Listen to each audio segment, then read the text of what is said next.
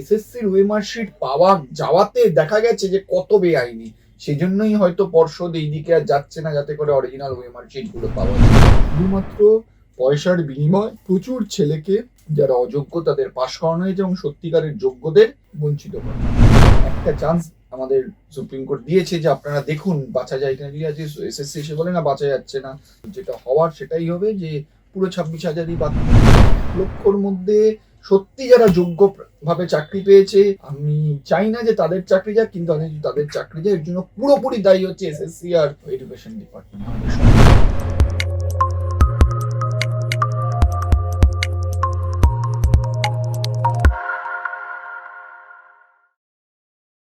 নমস্কার, আপনারা দেখছেন দ্য ইন্ডিপেন্ডেন্ট বেঙ্গল। আমি শিবম। আজ বিচারপতি রাজাশেখর মান্থা সিবিআই কে উদ্দেশ্য করে যে রায় দিলেন তা নিঃসন্দেহে তাৎপর্যপূর্ণ। ওএমআর শিট সিবিআই কে উদ্ধার করতে হবে এবং তার জন্য টেকনিক্যাল কারোর সাহায্য নিতে হবে। ওএমআর শিট এই প্রাথমিকের মামলায় অত্যন্ত গুরুত্বপূর্ণ, কারণ এসএসসি ওএমআর শিট পেলেও প্রাথমিকের ওএমআর শিট এখনো অবধি পায়নি সিবিআই। আর এই নিয়ে কথা বলতে আমাদের সঙ্গে এই মুহূর্তে উপস্থিত আছেন আইনজীবী সুদীপ্ত দাশগুপ্ত। প্রথমে না ইন্ডিপেন্ডেন্ট স্বাগত। আজ রাজাশেখর মান্থা এক্স্যাক্টলি আইনি পরিভাষায় কি নির্দেশ দিলেন সিবিআই কে? দেখুন, আইনি পরিভাষায় সিবিআই কে নির্দেশ দিয়েছে যে এই যে ওএমআর যেটা বলা হচ্ছে ডিস্ট্রয় করা হয়েছে, এটা তো স্ক্যান করা হয়েছে। ওএমআর তো আর এমনি ফিজিক্যালি দেখা হয় না, স্ক্যান করে দেখা হয়েছে। স্ক্যান করে দেখা হয়েছে এবং পরবর্তীকালে তার প্রিন্ট আউট অনেককে দেওয়া হয়েছে যারা আবেদন করেছিল অরিজিনাল ওএমআর এর। তার মানে এটা ডিজিটালাইজ করা হয়েছিল। একবার ডিজিটালাইজ করার পরে যদি ডিলিটও করে দেওয়া হয় তার ফুটপ্রিন্ট কিন্তু থেকে যায়। সেখানেই জাস্টিস মান্থা বলেছেন যে আপনারা এক্সপার্টের সাহায্য নিন। অনেক এরকম প্রাইভেট বা পাবলিক এক্সপার্ট আছে, দরকার হলে এথিক্যাল হ্যাকারের সাহায্য নিন, দেখুন ওই ওএমআর পাওয়া যায় কিনা। কারণ এই ওএমআরেই লুকিয়ে আছে যে কত সংখ্যক বেআইনি চাকরি প্রাথমিক শিক্ষক হিসেবে লোক চাকরি করছে। কিন্তু এখানে হার্ড কপি গুলো কোথায়? এই উত্তরে পর্ষদ কি জানিয়েছে? পর্ষদ তো বলেই দিয়েছে আমরা ডিস্ট্রয় করে দিয়েছি, কিন্তু বিষয়টা হলো ডিস্ট্রয়টা কোন আইনে করলো। আইন হলো যে যদি কোনো আইনে লেখা থাকে যে একটা জিনিস 10 বছর রাখা হবে তাহলে ডিস্ট্রয় করে দিতে হবে। যদি না লেখা থাকে তাহলে মিনিমাম 20 বছর রাখতে হবে। বোর্ডের কোনো আইন নেই যে টেটেড ওএমআর শিট ডিস্ট্রয় করার, তাহলে কি করে এত তাড়াতাড়ি ডিস্ট্রয় করে দিল? এক অদ্ভুত ব্যাপার। ডিস্ট্রয় করেছে বলছে 2017 সালে, কিন্তু আমরা কোর্টে দেখেছি 2019 সালে ওনারা ওএমআর দিচ্ছেন। কি করে দিচ্ছেন? এটাই একটা বড় প্রশ্ন। এখানে পর্ষদের যে স্ট্যান্ড পয়েন্ট সেটাও তো একটা কনফিউশন তাহলে মনে হচ্ছে। অবশ্যই পর্ষদ তো কোনো সময় মানে স্বচ্ছতার সঙ্গে আসেনি, না পরীক্ষায় হয়েছে না কোর্টেও স্বচ্ছতার সঙ্গে আসছে না পর্ষদ। কারণ এটা পর্ষদেরই উচিত ছিল যে চেষ্টা করার, যে আমরা ওনাদের বলা উচিত ছিল আমরা চেষ্টা করবো যাতে অরিজিনাল ওএমআর দিয়ে দেয়। আজকে যদি আমি স্বচ্ছ থাকি, আমি তো চাইবো যে অরিজিনাল ওএমআর আসুক, সমস্ত সত্যিটা বেরিয়ে যাবে। তারাও কেন এই যে প্রক্রিয়াতে তাদের সেই পার্টিসিপেশন বলতে গেলে জিরো। পুরোটা সিবিআই তো করছে ইনভেস্টিগেশন, তো উল্টে পর্ষদের কোর্টকে বলা উচিত ছিল আমাদের অরিজিনাল ওএমআর এর জন্য যা যা করণীয় আমরা করছি। কেন করলো না? কারণ এই প্রসেসে কোনো স্বচ্ছতাই নেই। এসএসসি ওএমআর শিট পরবর্তীকালে পাওয়া গেছিল, তাও যোগ্য অযোগ্য ডিফারেন্সিয়েট করা যায়নি। এখানে ওএমআর শিটই পাওয়া যাচ্ছে না। মামলা শেষটা কি দেখতে পারো? একটু ঘুরিয়ে বলছি, এসএসসির ওএমআর শিট পাওয়া যাওয়াতে দেখা গেছে যে কত বেআইনি, সেজন্যই হয়তো পর্ষদ এইদিকে আর যাচ্ছে না যাতে করে অরিজিনাল ওএমআর শিট গুলো পাওয়া যায়। সেক্ষেত্রে তো প্রাথমিকের নাম্বার অফ এফেক্টেড পিপল অনেক বেশি। এবং অদ্ভুত ব্যাপার যেটা, এই যে পরিষ্কার সিবিআই আজকে নাম উল্লেখ করে পরিষ্কার বলে দিয়েছে কি করে ফেক ওয়েবসাইট তৈরি করে যারা পাশ করেনি তাদের কি করে পাশ করানো হয়েছে টাকার বিনিময়। এবং এতে বোঝা যাচ্ছে যে কি পরিমাণ দুর্নীতি। চাকরি তো পরের বিষয়, চাকরিতে বসার জন্য টেটে পাশ করতে হবে, সে টেটেই বেআইনি হয়ে পাশ করেছে, তারপর আবার পয়সা দিয়ে চাকরি পেয়েছে। মানে দুটো স্তরে দুর্নীতিটা হয়েছে। এবার এখানে প্রশ্ন হলো, এমন কোন লোক চাকরি করছে যে টেটে পাশ করেনি যে তার তো চাকরির মানে প্রক্রিয়াতে সে আবেদনই করতে পারবে না, চাকরি তো দূরের কথা। এবং এদেরকেই পয়সা দিয়ে পাশ করানো হয়েছে ফেক ওয়েবসাইট ক্রিয়েট করে। এই ফেক ওয়েবসাইটের ব্যাপারটা যদি দর্শকদের একটু বলেন, সিবিআই এক্স্যাক্টলি কি দাবি করেছে? সিবিআই দাবি করেছে যে অরিজিনাল যেটা ওয়েস্ট বেঙ্গল বোর্ডের প্রাইমারি এডুকেশন ওয়েবসাইট, সেটার একটা নকল ওয়েবসাইট তৈরি করে, নকল কাগজ তৈরি করে যে কোয়ালিফাইড বলে ক্যান্ডিডেটদের দিয়ে তাকে করানো হয়েছে। এবং অদ্ভুত ব্যাপার, যা আর এই ইভ্যালুয়েশনের দায়িত্বে যারা ছিল এস বাসুরায়ন কোম্পানি, সেটা কিন্তু পুরোপুরি দেখতো বোর্ড থেকে একজনই, সভাপতি, আর কেউ জানতো না কি হচ্ছে না হচ্ছে। এবং এটা কে বলেছে? তৎকালীন সেক্রেটারিও কিন্তু একই কথা বলেছে তার এফিডেভিটে। তাই এতে পরিষ্কার যে একটা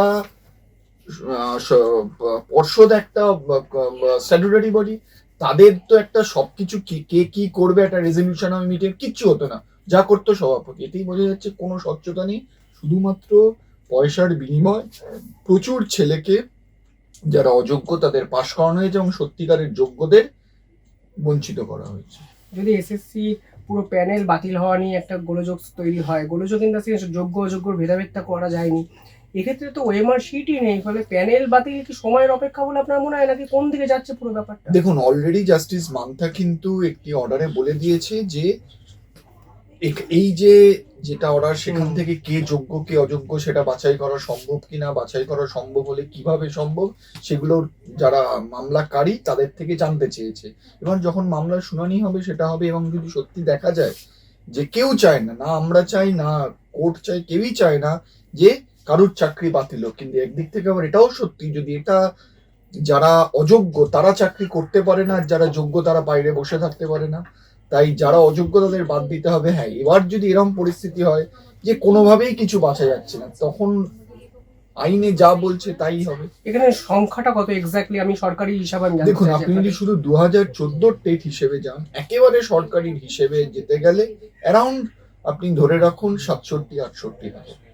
এবং এই 67,000-এরই তো এই মামলাটা চলছে পুরোটা, মানে এফেক্টেড নাম্বার অফ পিপল তো 67,000-68,000। মানে আলটিমেটলি যদি ওএমআর শিট না পাওয়া যায়, মামলাকারীরা যেটা বলবেন সেই অনুযায়ী বিষয়টা হবে না। আপনারা মামলাকারী আমি ঠিক বলবো না, ওএমআর শিট যদি না পাওয়া যায়, আমরা যেটা মামলাকারী একটা পক্ষ যারা আমাদের বিপক্ষে আছে তাদেরও বক্তব্য শুনে যদি দেখা যায় যে অযোগ্য আছে, অনেক যোগ্যরা চান্স পাইনি, আইনে যা প্রভিশন আছে সেটাই হবে। ওএমআর শিট না পাওয়া গেলে আইনে প্রভিশন যদি থাকে যে ক্লাসিফিকেশনও করা যাচ্ছে না কে যোগ্য, তাদের যদি বাতিল করতে হবে। যদি অন্য কোনো রাস্তা থাকে সেই রাস্তা হবে, আইনে যেটা হবে সেটাই করতে হবে। তাতে কারুর ভালো লাগতে পারে, কারুর বাজে লাগতে পারে, কেউ বলতে পারে আমি অর্ডার মানি না, সেটাও বলতে পারে, কিয়ট সৃষ্টি হতে পারে, কিন্তু আইন যেটা বলছে সেটাই প্রিভেল করতে হবে। মুখ্যমন্ত্রী বারংবার অভিযোগ তোলেন আপনাদের মামলাকারীর দিকে যে আপনারা চাকরি খাচ্ছেন, আপনারা মামলা করছেন, ওএমআর শিটই নেই। এখন মুখ্যমন্ত্রীর কাছে আপনারা ওএমআর শিট চাইবেন? সেটা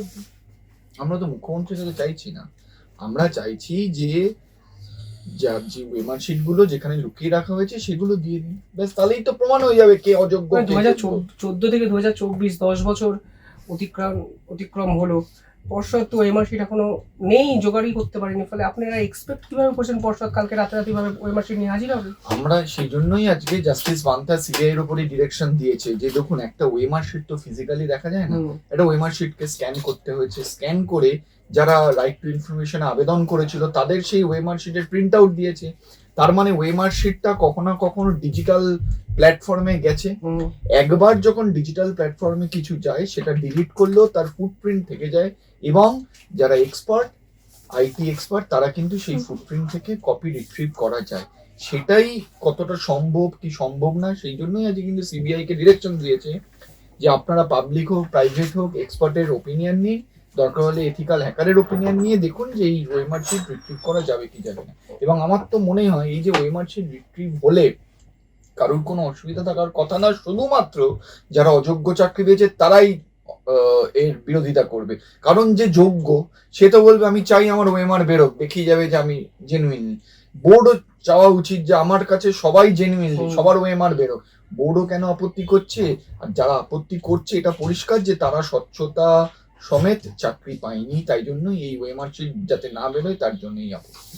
16 তারিখ সুপ্রিম কোর্টে হাই ভোল্টেজ মামলা এসএসসি নিয়ে, যোগ্য অযোগ্যের ক্লাসিফিকেশন এসএসসি যদি তালিকা তৈরি করতে না পারে বা না দেয়, আপনাদের প্ল্যান বি? তালিকা না দিতে পারলে যেটা মানে আপনি বলতে পারেন যে হবেই, একটা চান্স আমাদের সুপ্রিম কোর্ট দিয়েছে যে আপনারা দেখুন বাঁচা যায় কিনা। যদি আজকে এসএসসি এসে বলে না বাঁচা যাচ্ছে না, তাহলে যা মানে কি বলবো, যেটা হওয়ার সেটাই হবে, যে পুরো 26,000ই বাতিল হবে।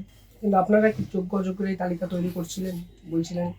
দেখুন, আমরা হলাম মামলাকারী, আমাদের আবেদন, এবার যে পরীক্ষা নিয়েছে সেই যদি বলে আমরা যোগ্য অযোগ্য বাছাই করতে পারছি না, তাহলে আমরা কি তালিকা দিলাম কি তালিকা দিলাম না সেটা কিন্তু ইমমেটেরিয়াল।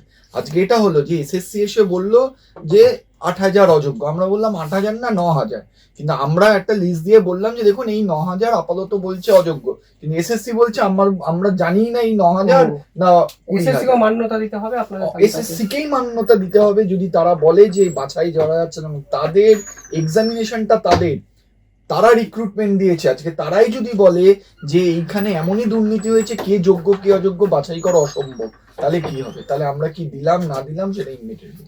আমার সর্বশেষ প্রশ্ন, এই 67,000 প্লাস এসএসসি যদি 23,000 হয়, প্রায় 1 লক্ষ চাকরি প্রার্থী বা শিক্ষক শিক্ষিকা তাদের ভবিষ্যৎ এখন অন্ধকারের মুখে দাঁড়িয়ে আছে বিভিন্ন ক্ষেত্রে, এইটাকে আপনি কিভাবে ব্যাখ্যা করবেন?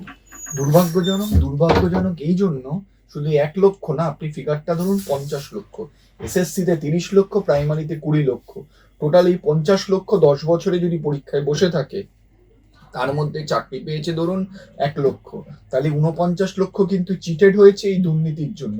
আপনারা বলছেন 1 লক্ষ, 49 লক্ষ কথা কে বলবে? কেন আজকে তো তারা সেই চিটেড হয়েছে 49 লক্ষ। যদি স্বচ্ছতার সঙ্গে হতো তাহলে 49 লক্ষ যে চাকরি পেতো সেটা না, কিন্তু তাদের মধ্যে স্যাটিসফ্যাকশন থাকতো যে আমাকে ফেয়ারলি ট্রিট করা হয়েছে, আমি কম্পিটিশনে পাইনি। এখানে তো সেটা হয়নি, এখানে দুর্নীতির জন্য এরা পায়নি, বুঝতে পেরেছি?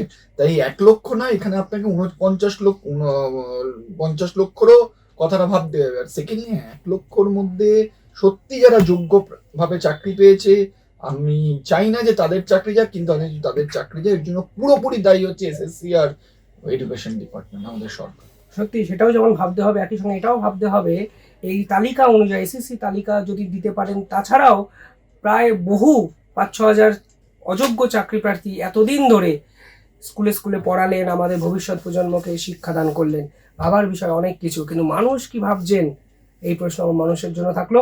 দেখতে থাকুন দ্য ইন্ডিপেন্ডেন্ট বেঙ্গল। অসংখ্য ধন্যবাদ আপনাদেরও।